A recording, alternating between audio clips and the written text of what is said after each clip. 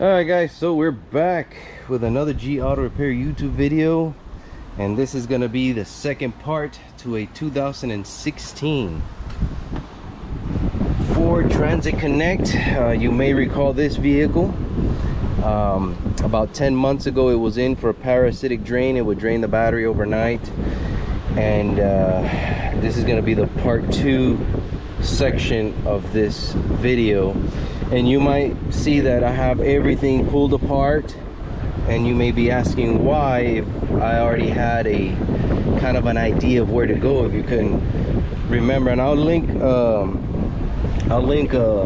a link to that video in the description of this one, because I concluded with the video stating that I suspected maybe one of these buttons was shorted, because I did have a code for a stuck button or something like that. And I did confirm that every time I would touch the button, my amperage would increase and it would wake up all the modules. So just to give you an update of what has happened with this vehicle is the customer took to repair the front windshield, and the car was fine for about 9 or 10 months, by the way, and then the problem resurfaced itself. So he took it to get the water leak fixed, and while he was at the shop, they convinced him into leaving the car. They were going to tackle this problem now that it was there, you know. Oh, now that it's here, let us deal with it. We can fix it, we can fix it, we can fix it. And they got approval and they started fixing. So some of the things that they did was they replaced the instrument cluster. Remember how we went down that path? And we learned that it was not the instrument cluster. Well, they replaced it. This is the original one. That's the replacement there. It came from another car. They replaced the factory radio with an aftermarket radio. That's what I got up here. They disconnected the GPS module. They disconnected that screen there. I forget what that module is called. And they totally removed and eradicated the APM module, which is the accessory protocols interface module or something like that. Too many acronyms for me to remember, but basically they have eliminated all these things. And yes, they improved the drain because it was drawing 2.2 amps the first time. They brought it down to 780 milliamps, which is an improvement but is not a repair.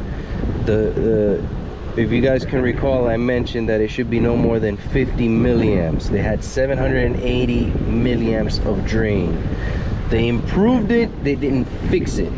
So because it didn't drain overnight, I guess they assumed they fixed the problem and they let the car go. The first time that the car sat for 3 or 4 days, it ate up the battery.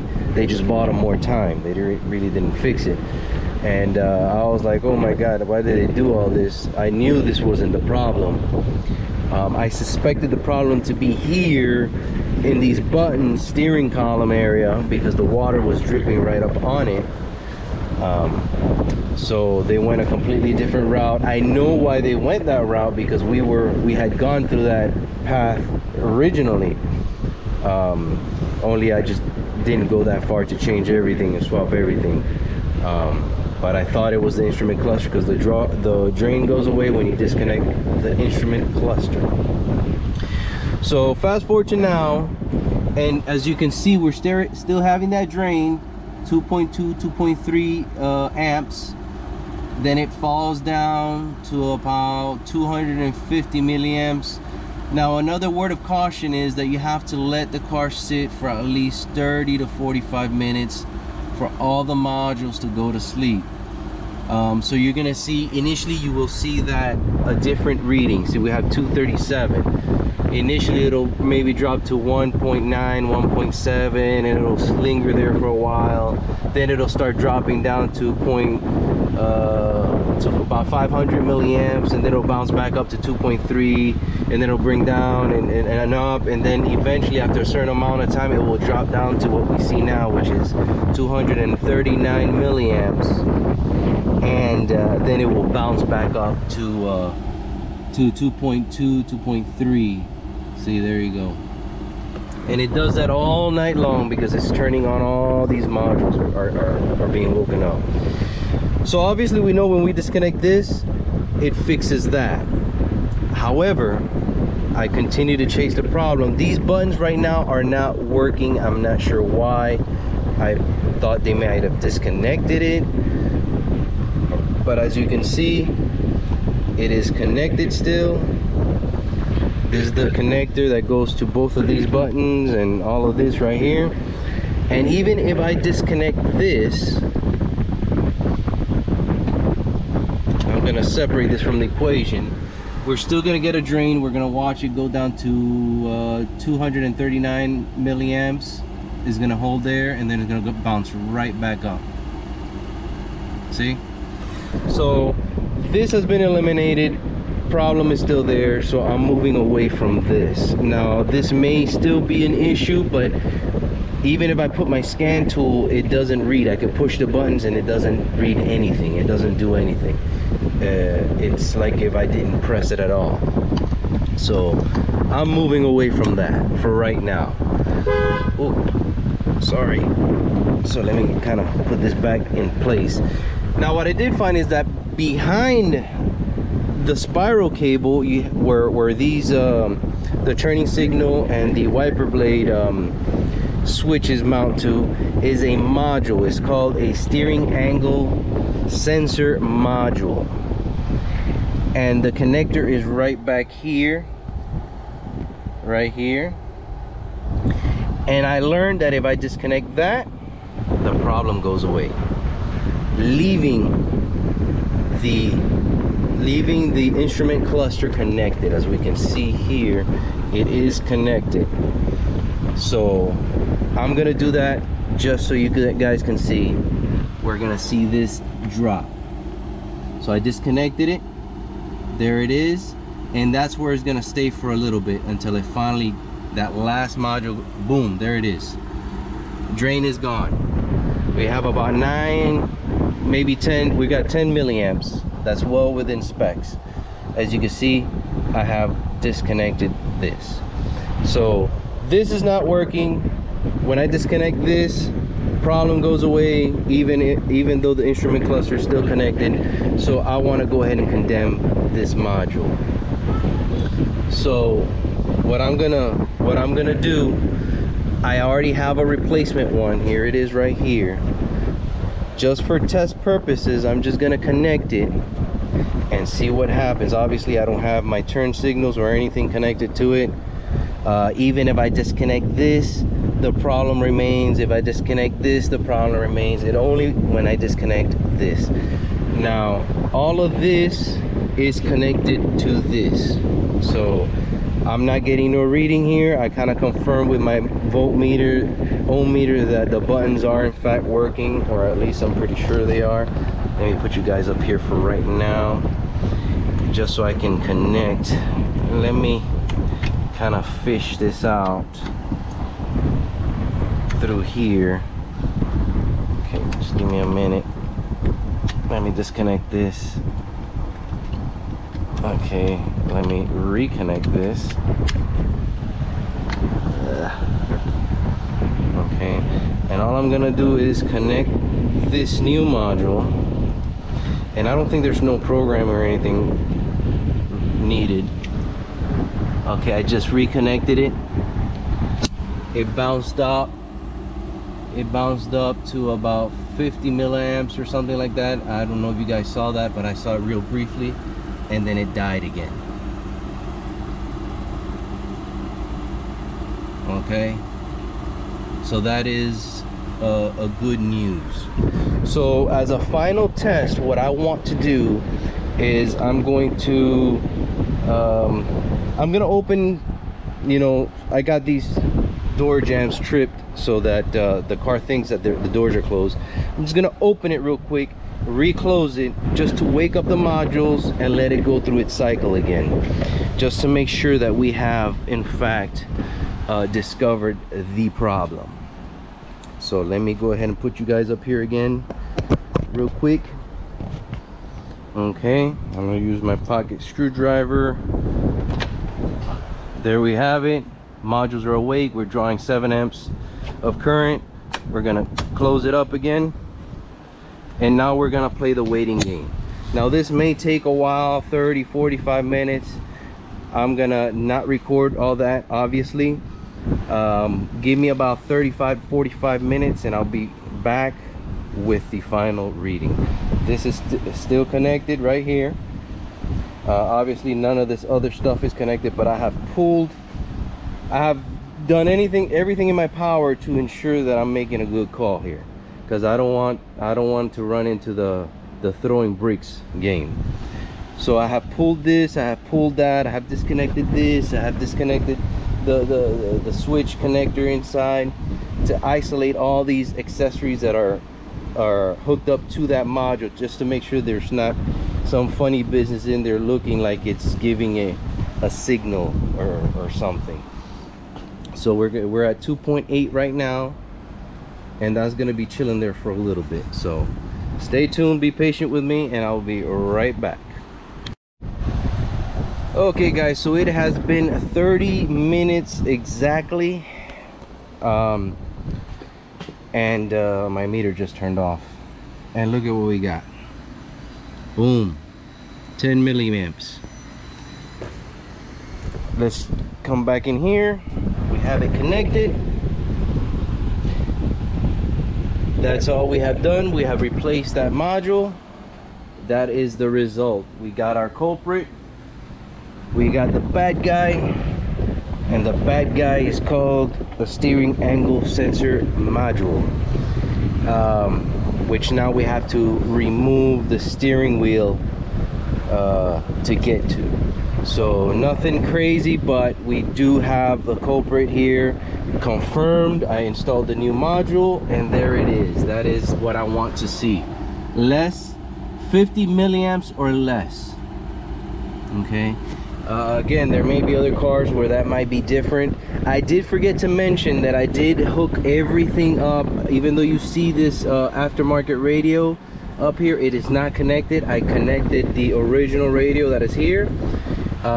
The screen is here. Everything is connected. It's just kind of thrown in there because I didn't want to, you know, bolt anything or do anything yet until I knew for a fact that we have fixed the problem. I connected this back. This is connected. The GPS module is connected. The APIM is connected. The instrument cluster is connected. Now this is connected, even though we don't have all of the other things connected to it. The clock spring and the switches and all that good stuff, none of that is connected to it. But just the fact that it's doing that now, I am convinced that this problem has been fixed. So there you have it. And it's been sitting like that for a few minutes now, so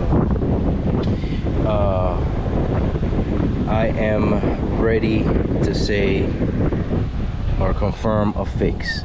So now I have to tear all this apart and insert the new part and then hook everything back up. So I'm gonna go ahead and do that now, off camera obviously, and then once I do that and I got all the things hooked up, I want to see if my buttons are working and all that good jazz, because I need to make sure to see if these buttons are now working.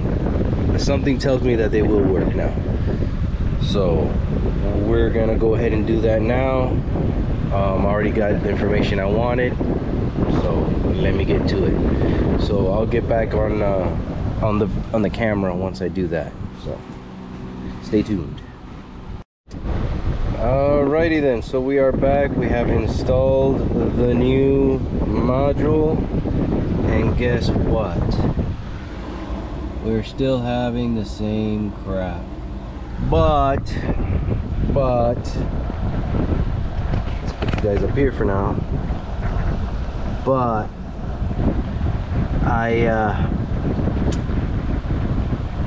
the clock spring goes mounted onto this module with some connector, with a connector here. So when I remove the clock spring, let me try to get it out as much as possible here.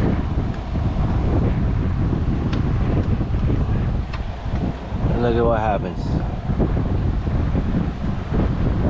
My problem goes away.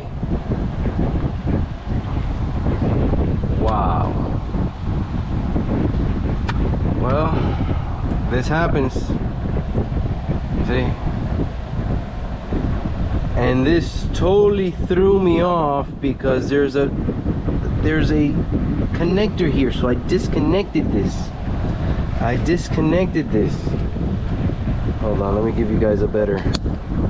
So this is the new module. This is the clock spring assembly. Look at our draw, 10 milliamps. You know, there's a connection here with the clock spring right there. So even though I disconnect this, there is still a connection to the module here. So it wasn't the module itself, it was the clock spring that's mounted on the module, you know. Oh boy, this is a bad one. This happens sometimes, you know. Another bad call, you know. I didn't know that there was a connection here until I started tearing this stuff apart, because I disconnected this and I'm thinking, okay, I have isolated the clock spring, airbag, all the buttons, everything has been isolated. Bad module. I connected the new module, problem solved, because it didn't have the clock spring connected to it. That's why we went the way we went. We were fooled. Oh boy, oh boy. Well, you learn, you live and learn. I mean, it sucks that this happened, but you live and learn. So we need to replace this clock spring. Now, unfortunately, at this time, I don't think I'm not gonna be able to get a hold of parts. But first thing Monday morning, I'll be calling. See what we can do. Even the whole module, I got it laying around here somewhere. And while I was waiting, I disassembled a piece of it. I really didn't see a lot of corrosion other than right here at the bottom, a little bit of corrosion. Let me put this down, I'll show you. See right there, a little bit of corrosion right there. And I removed this and flipped it on the other side, and there was a little bit of corrosion there. Other than that, it looked pretty clean. But I mean, we were on the right track, we were all over it. One little detail, one tiny little detail is the one that throws us for a loop. The clock spring. Wow, look at it, beautiful. That's what it should be. Oh, now I hate I have to wait now until Monday, because as of this video, it's Saturday Eve. It's after 4 already.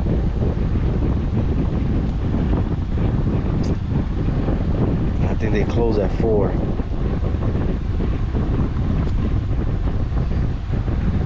Oh boy, oh boy.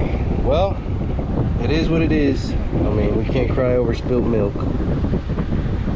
So we're gonna go ahead and put a clock spring on here and call it a day as soon as I can get my hands on one.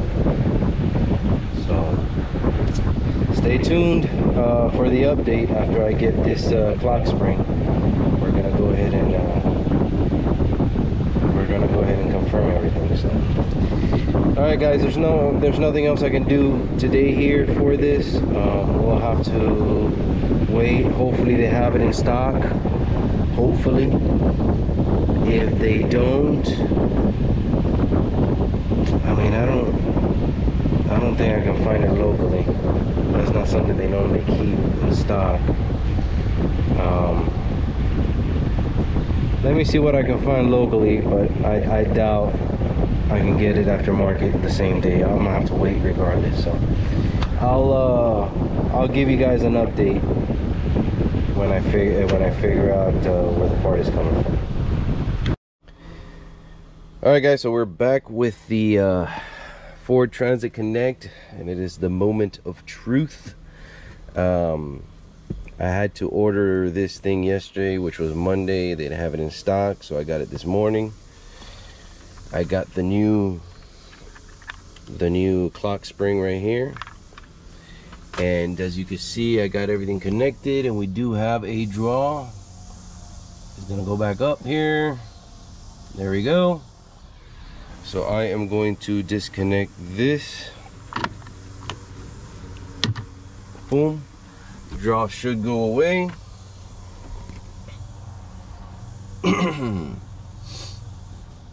Any second now, it should go away. There we go. Starting to drop. Dropping, dropping, dropping. Boom. Beautiful. Okay. Now after, there we go. There we go. So once I connect this, it should stay at no more than 10 milliamps. If this was in fact my guy. Okay.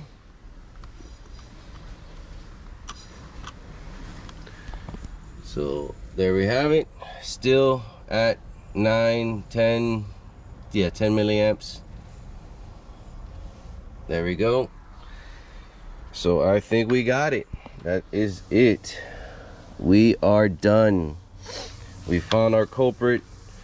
The unsolved mystery has been solved. We're gonna go ahead and connect this if we want. And we're still at 10 milliamps. Wait. Actually, now it kind of bounces back and to 12 a little bit. But okay, it's probably because we connected this here. Although there's really nothing connected to it, so I don't see why. But the point is that it's solved. We're good. That's well within specs. There's nothing wrong there.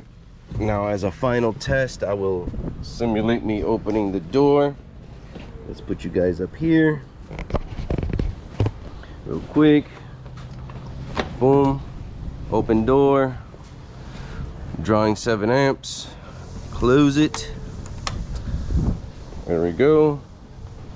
Dropping 4.6, and that's going to be hovering there for a little bit, and then it should come right back down to 10 milliamps.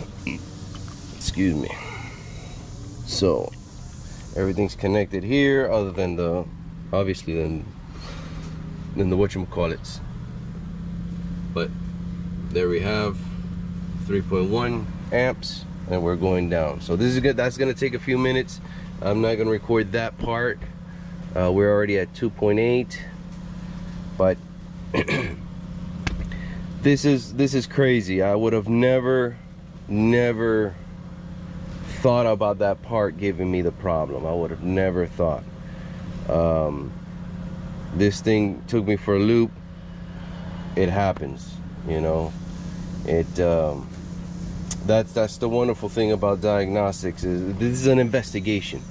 We're investigators. We're investigating clues and seeing what's happening to especially with the electrical issues. And sometimes you think you got your offender, your suspect. You think you got him. You got him. You're there. No, it just so happens it's somebody else. So that was the case here. I disconnected the module from the back. That separates everything. Problem went away. Okay, this is our guy. I disconnected. I did all in my power that I thought I could do to isolate everything other than the module. Well, I didn't know that there was a connection in the back. I did not know that. So when I disconnected here, it's got a yellow connector, so it goes to the airbag, but all the buttons and everything go through this. So speaking of buttons, now we got to make sure that those work now. So we're gonna wait. We're gonna give this some time to come down. We're still at 2.8, so once that goes back to where it needs to go, we'll go ahead and put everything back together and see if those buttons work. So stay tuned. All right, so as we see here, we have no draw, well below the acceptable range. I put everything together as far as the connector for the steering wheel, put the turning signals and all that good jazz.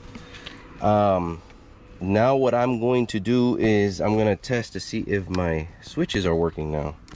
Maybe they work, maybe they don't, I'm not sure. Okay.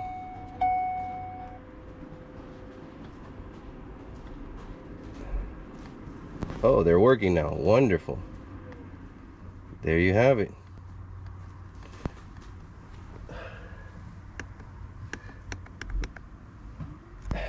Why are the wipers on? Okay, let's turn that off. Okay. Beautiful. So that is working. So there, we're done. We are done. Problem has been fixed. So all we have now is to see if the customer wants all this back together, and of course my phone rings as usual, and see if he wants the see if he wants this put back together, and if not, leave the aftermarket, whatever he chooses to do. I guess at this point it would be an injustice to leave that on there, but I'll let the customer make that determination. So we're gonna go ahead and conclude this video. This part of it is done. Part 2 is done. I'm gonna try to take this apart and see if I see any interesting. If there is, maybe I'll add it as some bonus footage at the end of this video or whatnot. And there you have it, a clock spring causing a ridiculous amount of draw. Obviously it's not the clock spring alone. The clock spring was waking up all the modules, and the modules were the ones that were causing the drain. So I don't know what shorted in here to cause that, but that was our culprit. That was our culprit. I knew that it was here. I knew the problem was here from the first go around. I knew it was here. I just thought it was this, and maybe we might still have an issue with this. I'm not sure, because I had that code last time. Maybe it went away permanently, who knows, but this time it was the clock spring. So we're gonna go ahead and talk to the customer, see what he wants to do. I'm gonna go ahead and conclude this video. Thanks for watching. Thanks for sticking in there with me. Like and subscribe, ring the bell so you'll get notification on my future videos. And as always, we'll catch you on the next video. Ciao.